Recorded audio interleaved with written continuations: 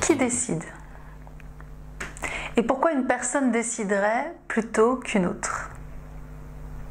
Dans notre paracha Korach, les enfants d'Israël font une contestation supplémentaire contre Moïse en contestant sa légitimité. Pourquoi est-ce que ce serait Moïse qui déciderait? Leur premier argument est que tout le monde a le droit de décider. Et c'est ce qu'ils disent, c'est ce qu'on voit dans le texte de la paracha. Kol ha'eda kulam kedoshim. Toute l'assemblée, ils sont tous saints. Et Dieu réside au milieu de tous.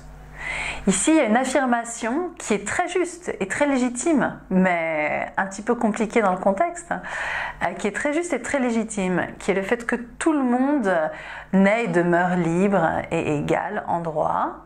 Tout le monde, tous les enfants d'Israël sont au même niveau d'une dignité infinie en tant qu'être humain et d'une importance centrale dans la constitution du peuple juif en tant que membre de ce peuple. Je fais un petit anachronisme, on ne dit pas juif, on dit hébreu, on dit enfants d'Israël à l'époque, mais donc ils sont tous spéciaux, ils sont tous en train de contribuer à quelque chose d'important, et en cela ils sont tous égaux.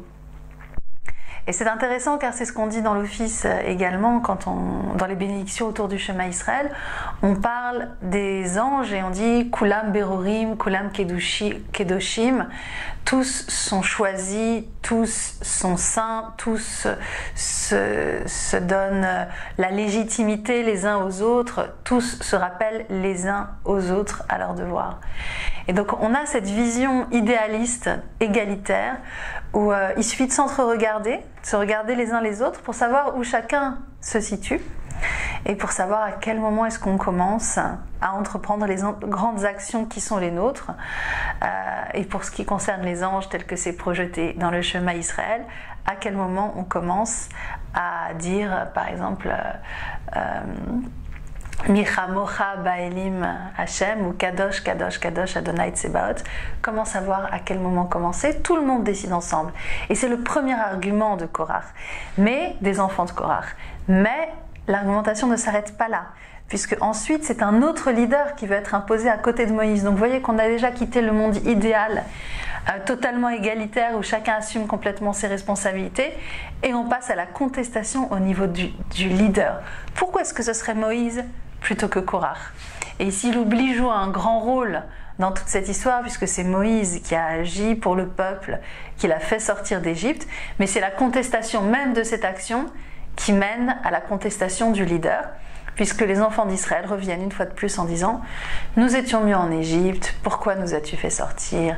Comme c'est dur la liberté !» Donc voilà, donc est-ce que c'est chacun? Est-ce que c'est Moïse? Ou est-ce que c'est les prêtres? Et c'est ce qui se passe dans un troisième temps. Dans un troisième temps, suite au courroux de Dieu, à la volonté une fois de plus, l'Éternel dit Achale otam karega, ils sont ingérables, je vais tous les détruire à l'instant même. Et une fois de plus, c'est Moïse qui intercède pour protéger le peuple, doublement, à deux étapes, puisque d'abord il fait en sorte que ce soit seulement Korach et son assemblée qui soient engloutis, vous savez, par ce grand trou qui était prévu, ce miracle prévu à l'avance, parce qu'il n'y a pas de miracle qui vienne de nulle part dans la tradition juive. Le Midrash raconte que c'est avant même la création du monde que la terre, c'est tout, que l'ouverture de la terre au moment de Korach a été prévue, donc l'assemblée de Korach est détruite de cette façon.